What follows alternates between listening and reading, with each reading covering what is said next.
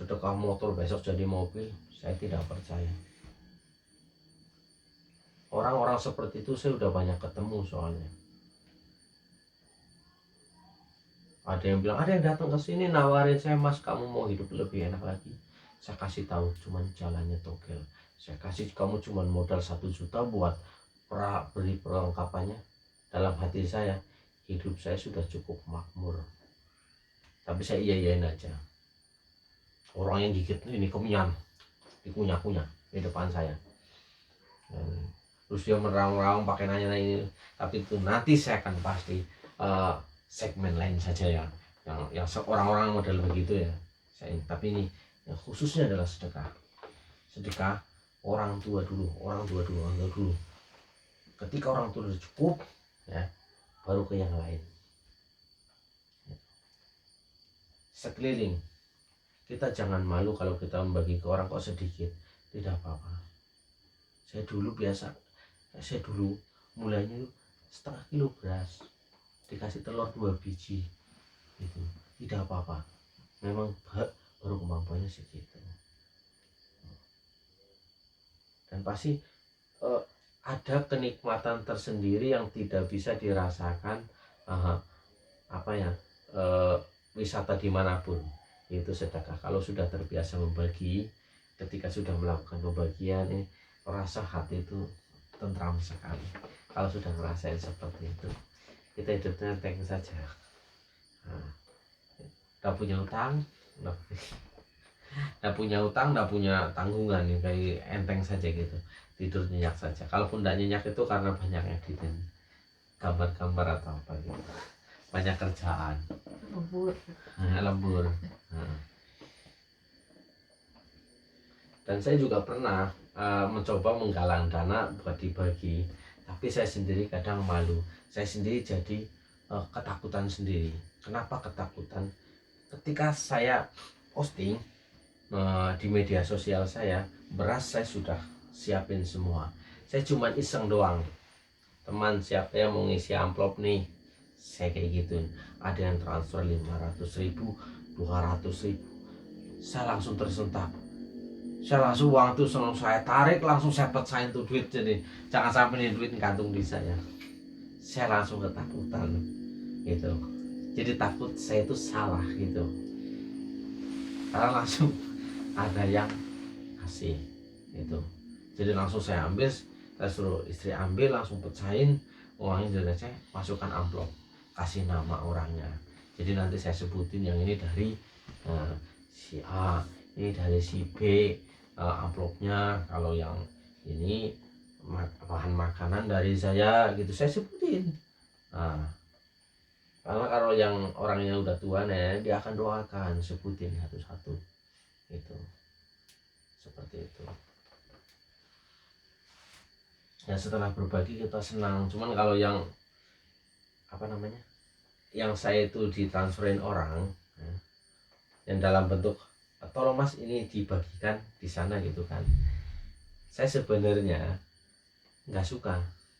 Saya cuma ngetes orang doang sebenarnya yang kejadian begitu. Ngetes orang, tak suruh sudah dia mau, saya sebenarnya nggak mau. Karena apa? Saya memperbaiki dia sebetulnya gitu. Memperbaiki dia gimana? Dengan dia bersedekah, dia ikhlas ya, tanpa dipaksa, memang dia jadi lebih baik gitu. Itu. Tapi sebenarnya yang saya takutkan bukan itu. Yang saya takutkan saya salah gunakan. Makanya saya tidak lagi mengajak seperti itu gitu. Saya lebih baiklah saya jalanin aja dari orderan saya sudah sisipkan sekian persen dari keuntungan bersihnya untuk dibagikan. Sebenarnya di video-video yang lain juga ada yang pas kita lagi bagi, cuman nggak semuanya kita posting, nggak semuanya kita foto. Kita hormati mereka juga. Itu kita hanya membawa bahan makanannya, kita lewatin jalanannya gitu ya. Itu seperti itu. Kalau di rumahnya tidak, karena saya sendiri kadang-kadang malu sendiri, cuman bagi segitu aja Kak di video gitu. masih punya rasa seperti itu ya. Jadi dengan monetasinya ini channel, semoga nanti menghasilkan bisa bisa menjangkau kembali seperti sebelumnya gitu. Memang yang penting saya itu tidak merugikan orang gitu. Saya bikin channel, saya tidak merugikan orang itu, dan tapi bisa membantu orang lain, saya sudah senang gitu. Kalau anak ngantuk tidur tak apa-apa gitu. Kalau online itu tedinya tadi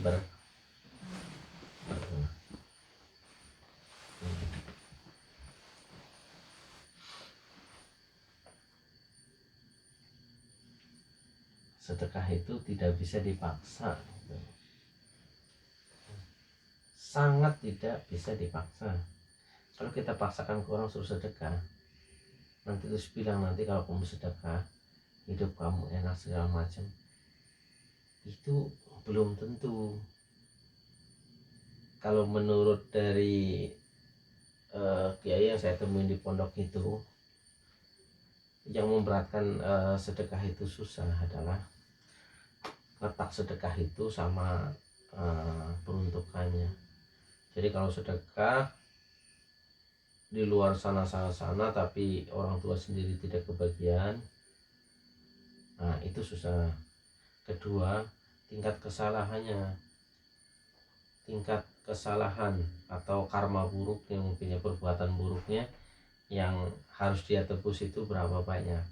Jadi kalau misalnya ada orang yang banyak berbuat salah terus bersedekah, misalnya berbuat salah itu memang bisa ditebus gitu, sama semuanya bisa di ini, tapi saya terlalu sensitif ya kalau bicaranya nanti agama yang saya bawa gitu. Jadi kalau misalnya orang punya banyak salah, dia harus, kalau di dalam Islam namanya fidyah atau apa ya, kalau yang puasa ya kurang lebih seperti itu ya. Ya bayar fidyah itu sebenarnya semuanya seperti itu. Kalau orang banyak salahnya, dia harus banyak sedekah dulu sampai kesalahan itu artinya itu ketebus oleh sedekahnya itu, baru dia sedekah lagi akan mengembangkan. Tapi kalau dia dulu banyak salah, apa gitu duit habis menipu orang, dia pakai buat bersedekah, tetap nihil saja gitu. Paling dia dapat lagi banyak, tapi bukan keberkahan yang didapat. Jadi misalnya uang dari hasil nipu dia pakai buat bersedekah, dia dapat lagi tapi dengan menipu lagi, keberkahannya tidak ada. Dia akan terus menipu walaupun dia bisa bersedekah, bisa berinfak itu.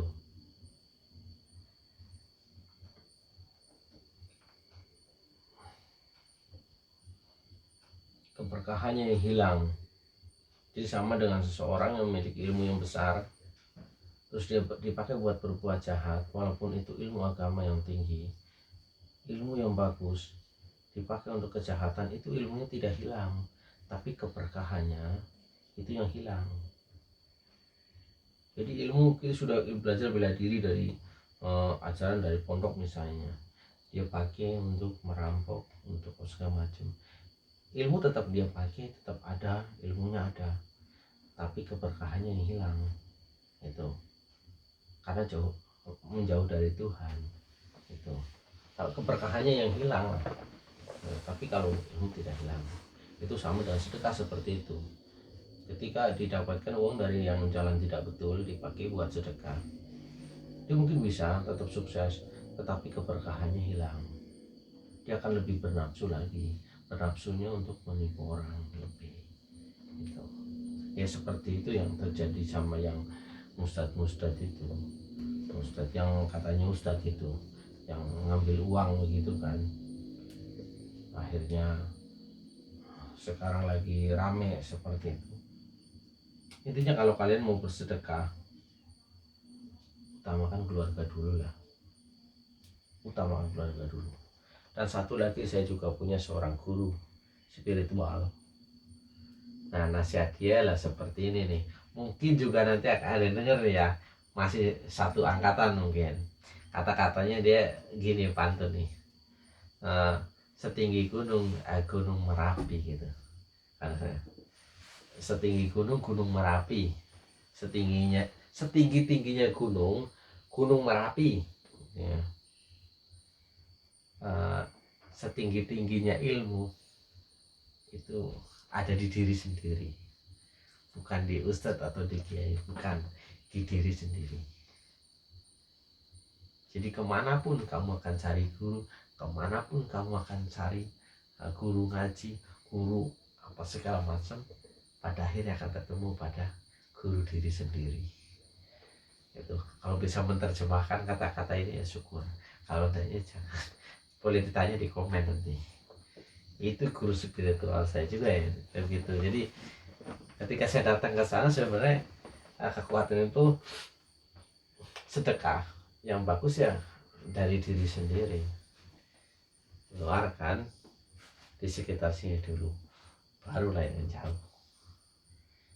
Dan kita kalau cari guru itu ini saya dapat guru spiritual misalnya dapat 10 ya, ini 10, ini 5, 10 paling 2 orang atau 1 orang yang benar-benar dalam mengajarkannya itu mengajarkan bagus. Sisanya itu minta duit doang.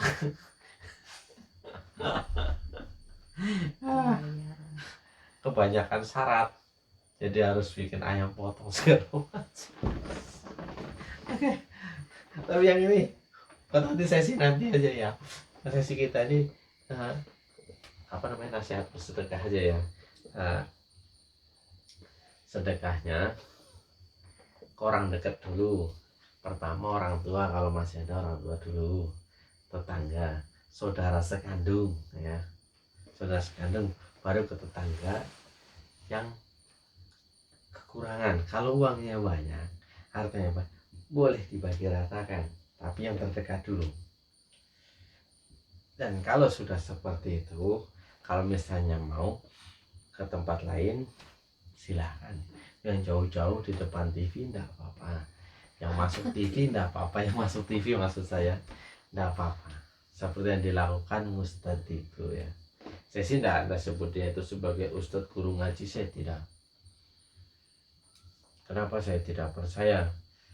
Dengan keilmuannya itu sebenarnya itu sama persis dengan yang ada di tetangga sini dulu, sekitar 20 tahun yang lalu, sama persis ilmunya. Jadi dia begitu, nih kamu kalau megang jimat ini bayar 100.000, 1 juta, besok kamu dapat 10 juta. Banyak yang ketipu begitu, ada yang sampai jual tanah, itu terkenal di sini ada.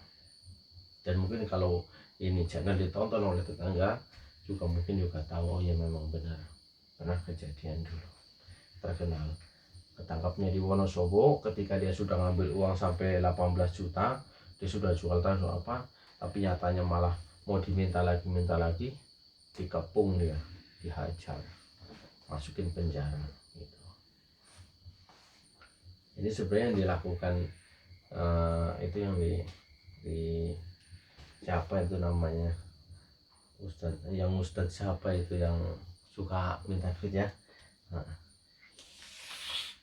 Saya sebenarnya kalau melihat seperti itu tuh saya kasihan gitu. Kalau memang mau mengaji, mau apa, seperti tidak usah jauh-jauh, di rumah sendiri, di kamar sendiri ngaji, berzikir, itu memiliki kekuatan yang lebih daripada yang di depan TV.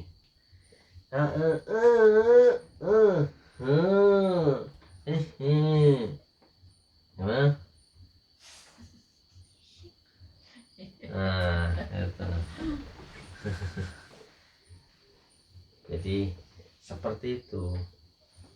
Tapi kebanyakan orang mencari tenarnya dulu. Dia bisa bersedekah di yang terkenal, dilihat orang banyak seluruh dunia, seluruh Indonesia. Tapi itu sebenarnya ada satu kesalahannya. Orang tuanya udah dikasih belum? Ya. Orang tuanya udah dikasih belum? Dan ketika saya sudah enak ya, dalam artinya saya bilang ini enak,